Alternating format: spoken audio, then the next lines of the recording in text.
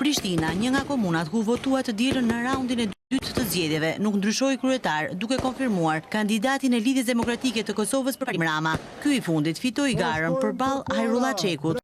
Pas kësaj fitoreje, kandidati i lëvizjes Vetëvendosje pranoi humbjen dhe uroi Ramon, duke u shprehur se shpreson që Prishtina të dalë nga vështirësitë në të cilat, sipas tij, është përfshirë në vitet e fundit. Kësaj kaq, Lidhja Demokratike e Kosovës e quajti rezultatin në Prishtinë fitore për të gjithë Kosovën. Sot është fitore e të gjithë qytetarëve të kryeqytetit, sot është fitore e të gjithë Kosovës. Prishtina tregoi që don zhvillim, Prishtina tregoi që nuk don bllokim. Gjitha qyteteve që fitoria shënon qytetarin, mbi gjitha urime Republikës Kosovës. Lëvizja Vetëvendosje festoi fitoren e kandidatëve të saj në Mitrovicën e Jugut, Fushë Kosovë dhe Obiliq. Kryetari Albin Kurti tha se kandidatët e tij për kryetar komune kanë zhvilluar një betejë të jashtëzakonshme elektorale. Të suksesshme, rezultatet e balotazhit i vlerësoi edhe lideri i AK-s Ramush Haradinaj, partia e të cilit fitoi 4 komuna. Sipas rezultateve paraprake të Komisionit Qendror të Zgjedhjeve, Lidhja Demokratike e Kosovës fitoi në 5 komuna, Lëvizja Vetëvendosje dhe Aleanca për Ardhmërinë e Kosovës në 4 secila dhe Partia Demokratike e Kosovës në 3 komuna.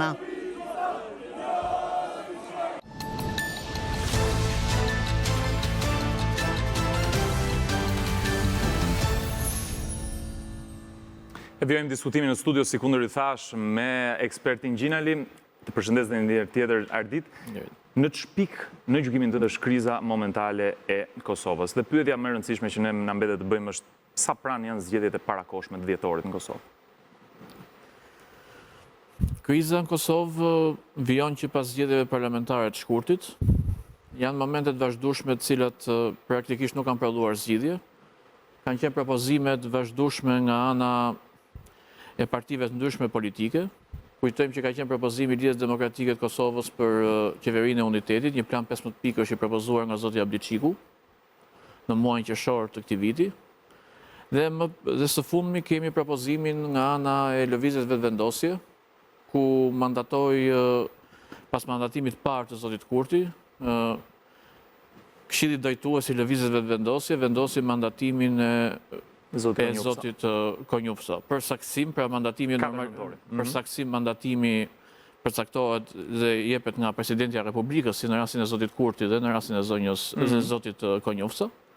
Thjesht miratimi formal është nga Këshilli i Lëvizjes Vetëvendosje si parti e parë. Pas dyshim ka qenë dhe odiseja e zgjedhjes së kryeparlamentarit, ku pas votimeve të njëpasnjëshme të dështuara për zonjën Albulena Agjiu, më pas disa votat të deputetëve të opozitës konfirmuan zotin Dimal Basha si kryeparlamentar, dhe më pas ishte edhe çështja e zgjedhjes së nënkryetarit të kuvendit, dhe momentalisht që flasim, lista serbe ka dërguar lëndën në gjykatën kushtetuese për kontestimin e zgjedhjes së nënkryetarit të fundit të kuvendit të Kosovës. Pra, kemi dy aspekte të krizës. Krizë institucionale kushtetuese dhe kriza politike. Kushtetuese për faktin sepse lista serbe si një subjekt politik brenda Parlamentit të Kosovës e ka dërguar, siç thash, lëndën në gjykatën kushtetuese dhe pritet interpretimin lidhet edhe me atë fakt, pavarësisht faktit që kuvendi i Kosovës është deklaruar i konstituuar sepse kryetari i kuvendit dhe nënkryetarët janë të zgjedhur nga parlamenti, për te fakti që mbetet subjekt interpretimi kërkesa e listës serbe. Nga ana tjetër, kriza politike ka të bëjë me faktin që palët kanë endur në segmentin e vullnetit për mungesën e vullnetit për zgjidhje nga njëra anë, dhe nga ana tjetër absolutisht që edhe pamundësia si rezultat edhe i eksperiencave politike segmentare të shkuarës dhe mosbesimit të thellë që është mes nga njëra anë Lëvizjes Vetëvendosje dhe nga ana tjetër subjekteve të tjera opozitare. Me mandatimin e zotit Konjufca, në pamjet parë duket një tërheqje e vogël e zotit Kurti, por mënyra se si zoti Kurti shtron dhe interpreton çështjen ngjason sikur po zgjidhet një kryeparlamentar. Ose Glau Konjufsa deri në prill, ose Albin Kurti 2.5 deri në dhjetor. Është parashikuar që kryeparlamentari i takon partisë parë në Kosovë, por përsa i takon zgjedhjes së kryetarit të qeverisë dhe kabinetit qeverisës në kushtet e mungesës së numrave për të qeverisur i vetëm, vullneti popullor përcakton konsensusin. Dhe konsensus nuk është ose votoni zoti Konjufsa deri në prill, ose votoni mua nga ana tjetër deri në një periudhë tjetër. Kjo nuk është absolutisht, kjo nuk është konsensus. Kjo është vënie përpara dy zgjedhjesh. Është thjesht vënie përpara dy zgjedhjesh, por dy zgjedhje të cilat praktikisht nuk janë zgjedhje të ofruara si rezultat i vullnetit qeverisës. Kjo zgjidhje u kërkua zotit Kurti në rastin e votimit të zonjës Haxhiu, kur opozita shpesh i kërkonte që përcaktoni 2 apo 3 emra të tjerë të pranueshëm dhe për opozitën, që opozita ti konfirmonte si emra dhe ti pranonte si kuvendar, për shkakun sepse realisht kushtetuta e parashikon qartë që kryeparlamentari i Kosovës është atribut zgjedhja e partisë parë dhe në të rastin e lëvizjes vetëvendosje, ndërsa në rastin e kryeministrit patjetër që situata është tjetër. Presa apo jo surpriza. Çështja është arritje marrëveshje të qëndrueshme politike. Eksperienca me zgjedhjen e zotit Dimal Basha është thjesht fakti që 2, 3 apo 4 deputet opozitës vendosën të votojnë për kryeparlamentarin aktual, por nuk ishte zgjidhje politike, ishte thjesht një zgjidhje e momentit. Patjetër që evokimi është për një qeveri afatshkurtër, por dhe në kushtet e një qeveri afatshkurtër, patjetër që mbetet e nevojshme një zgjidhje e qëndrueshme politike dhe në atë segment, sepse shteti, përgjegjësia institucionale, përgjegjësia shtetërore, përgjegjësia përpara Republikës kërkon seriozitet. E vërtet. Çfarë do të bënte kjo qeveri e miratuar qoftë me votat e 3 apo 4 deputetëve për miratimin e buxhetit? Do miratohet një buxhet i cili do të parashikonte rritje pagash, ndoshta jashtë një konteksti normal dhe të natyrshëm, në funksion të disa agjendave elektorale, apo do të jetë një qeverisje e cila do të jetë patjetër e arsyeshme në kuptimin politik dhe institucional, që do të kujdesej për mbarvajtjen e Republikës deri në një periudhë të zgjedhjes presidentit. Kjo është për të parë, por një zgjidhje politike e qëndrueshme lipset. Gjasat janë të largëta dhe nuk duken në horizont. Në një lëvizje momentit fundit, deri tani nuk duket. Fakti që themi momentin fundit, pra nuk ka indikacione që mund të vi. Fakti Megjithatë, këmbanat e alarmit më së shumti bien në drejtim të dialogut me Serbinë, edhe raportit që Kosova ka me aleatët e perëndimit. E gjithë kjo paralizë politike për momentin në Kosovë, si po reflektohet në takimet e Brukselit midis Kosovës edhe Serbisë? Jemi dëshmitar të faktit që prej fitores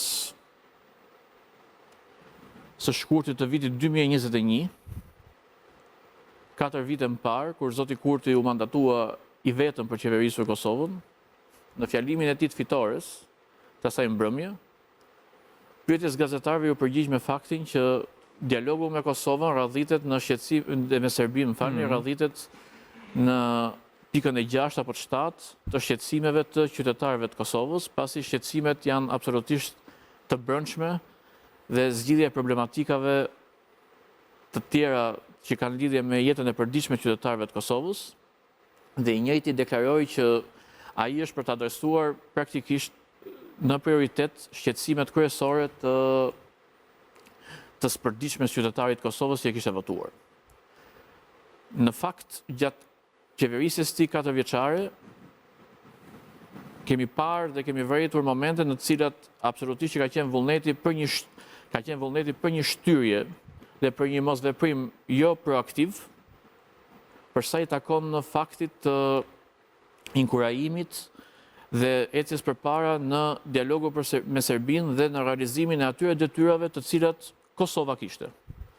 Ana tjetër e medaljes është diçka tjetër, përsa i takon palës serbe, por Kosovës i takonte dhe vullneti duhet ishte që Kosova të realizonte detyrat e saj. Më pas është përgjegjësia historike e palës serbe për realizimin e atyre detyrave të cilat normalisht duhet që t'i realizonin ata. E shen rrezik dialogun me këtë krizë politike, me këtë sjellje të qeverisë Kurti? Pikërisht do të vija në atë moment, por thjesht bëra një kronologji shumë të shkurtër të faktit që vijimi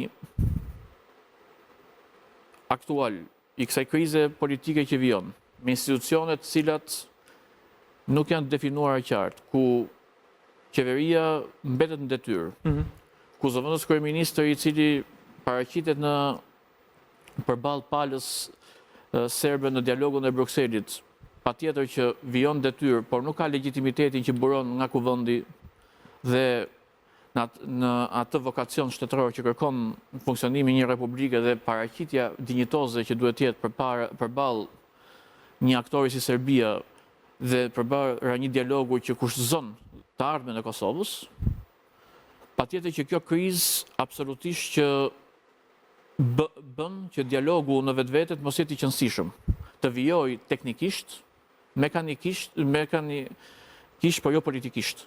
Dhe në fund ditës thelbi i dialogut me Serbinë mbetet pjesa politike e dialogut. Dhe kjo pjesë politike arrihet përmes legitimitetit.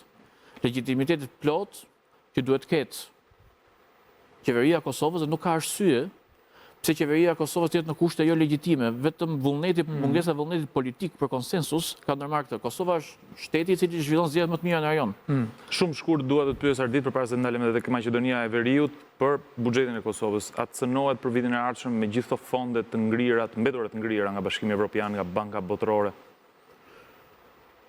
Janë dy gjëra të ndryshme. Nga njëra anë, në radhë parë duhet miratimi i buxhetit si një plan financiar për funksionimin normal dhe bazik të shtetit. Presidenti Osmani pati një propozim të arsyeshëm, që përmes kompetencave të saj të ishte ajo e cila të garantonte dhe të miratonte pjesën e zgjerimit të buxhetit, dhe në mënyrë që të paktën deri në muajin mars qytetarët e Kosovës të mos përballeshin me pamundësinë apo me situata të cilat mund të ishin të paqarta, duke filluar që nga pagat. Nga ana tjetër, për sa i takon sanksionet të Bashkimit Evropian dhe çështjeve të tjera të cilat kanë mbetur për momentin pezull dhe që vijojnë të jenë në diskutim, patjetër që janë të rëndësishme. Miratimi i planit të rritjes Bashkimit Evropian gjithsesi është shumë i rëndësishëm, përtej bllokimit dhe sanksionet të Bashkimit Evropian, miratimi i planit në vetvete është i rëndësishëm, sepse përtej sanksione absolutisht do t'i lejonte Kosovës që të kishte në agjendën e saj institucionale dhe fondet të tjera në vijim, cilat do të shërbenin për mirë funksionimin e shtetit në perspektivë. Nga ana tjetër, ju thash që në tërësinë e vet zgjidhja e këtyre problemeve, sanksione me Bashkimin Evropian, pezulllimi i dialogut strategjik me Shtetet e Bashkuara, vijimi i dialogut me Serbinë në kushte legitimiteti të plot që duhet ketë qeveria e Republikës Kosovës, legitimitet që buron nga parlamenti, rrjedhimisht nga vullneti i qytetarëve, absolutisht janë elementë cilët duhet bëjnë që klasa politike në Kosovë dhe me gjitha partia më e madhe cila ka përgjegjësinë kryesore duhet të shtrijë dorën e konsensusit dhe të mos vrapojë pas kërkimit eksperimente elektorale për dalë gjithmonë i pari apo i vetëm. I pari mund të jesh, i vetëm ndoshta nuk mund të qeverisësh më. Dhe po e tregon realiteti çdo ditë. Tek Maqedonia e Veriut ka një specifik tjetër, kriza ka përfunduar raundi i dytë i zgjedhjeve gjatë javës kaluar. Kriza tani po transferohet ose më saktë ka qenë vazhdimisht mes palëve shqiptare dhe palës vendese atje. E shet dobësuar për herë të parë më shumë se kurrë palën shqiptare në Maqedoninë e Veriut dhe si do të ndikojë kjo në procesin që vetë Maqedonia e Veriut ka në dialog? Integrimi i Maqedonisë së Veriut absolutisht që duke u bazuar dhe në raportin e progresit të Bashkimit Evropian është në vend numëro. Patjetër që procesi nuk ka ecur përpara. Përfundimet e raportit dhe deklaratat edhe të zonjës Marta Kos së fundmi e dëshmojnë këtë. Nga ana tjetër, Ose kritikoj mungesën e kushteve të barabarta në zgjedhje. Patjetër. Ky është një moment politik i cili rëndom në shumicën e vendeve të rajonit. Patjetër që ka qenë prezent edhe në Republikën e Maqedonisë Veriut, është vërejtur edhe ndërhyrje e segmenteve të partisë pushtet në komunat saktuara për të orientuar, inxhinjeruar një rezultat politik në favor të saj edhe të aleatëve të saj, patjetër që duhet të thënë që fitoria e mazhorancës, e shumicës dhe përkatësisht e VMRO-DPMS në bllokun politik Maqedonas është e pakontestueshme. Dhe debati kryesisht politik ka qenë në lidhje me faktorin shqiptar. Një moment duhet vëritur edhe në bllokun politik Maqedonas, mbetet për të parë fakti që rritja e lëvizjes ose lëvizja e majta, nëse mund ta themi në gjuhën shqipe, është absolutisht një fenomen shqetësues, një fenomen i cili duhet patjetër që të vendosin në vëmendje të gjithë aktorëve të përgjegjshëm politik, varësisht etnisë, por njëkohësisht edhe në vëmendjen e Brukselit, që rritja e lëvizjeve të tilla politike, elektoralisht, ku kulmoi me balotazhin në qytetin e Shkupit, në kryeqytet, absolutisht që duhet